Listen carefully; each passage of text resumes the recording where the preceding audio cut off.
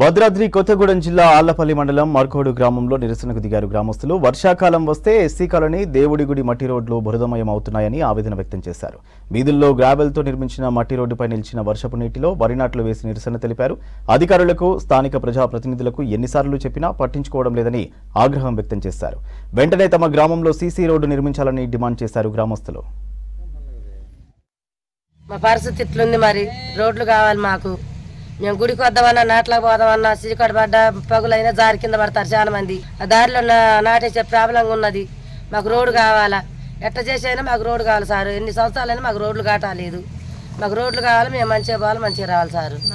నాటుకూడి వేసిన రోడ్డు ఏమంటే అంత ఘోరంగా ఉంది సార్. మాకు ఇంత ప్రాబ్లం ఉంటే మేము పురిగేందో పూసేంది బురదల కింద పడుకుంటా మీద పడుకుంటా ఇట్లా వస్తే మేము కాళ్ళు గిట్ట ఇరిగి చేత కాక ముసలమ్మలు ఉన్నారు, ముడుగమ్మలు ఉన్నారు. మరి వాళ్ళు కింద పడితే ఎట్లా, మరి కాలు ఇరుగుతుంది కదా. మాకు రోడ్లు కావాలి సార్, మంచిగా అయితే మాకు రోడ్లు కావాలి. అది మా మరకోవడం. మాకు మరకోడు ఏసీ కాలనీ బురదల నీళ్ళల్లో దోమలు కడతాను తిరుగుతాను సార్. మీకు దండం పెడతా, మాకు సాయం చేయండి. మేము నీళ్ళల్లో నిలవలేకపోతాను. బురదలు ఇప్పటికి 30 సంవత్సరాలు బట్టి ఇదే బురదలు తిరుగుతాను సార్. మాకు సాయం చేసిన వాళ్ళు ఎవరు లేరు సార్.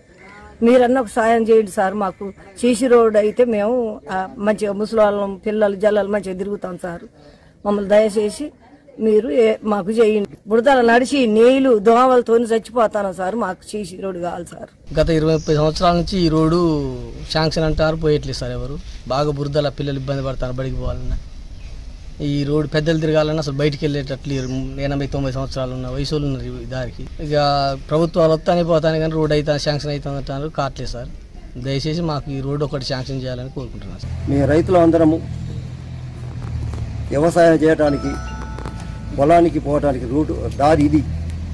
ఈ దారి పంట మందు కట్టలు వేసుకొని పోతుంటే ఈ బురదలో ఎక్కడ జారి పడే పరిస్థితి కూడా ఏర్పడుతుంది. రైతులమే కాకుండా ఇక్కడ ఎల్లమ్మ గుడి ఒకటి ఉన్నది. ఆ గుడికి ప్రతిరోజు భక్తులు పూజకు వస్తున్నారు. ఆ పూజకు వచ్చే భక్తులు కూడా ఈ బురదలో రావాలంటే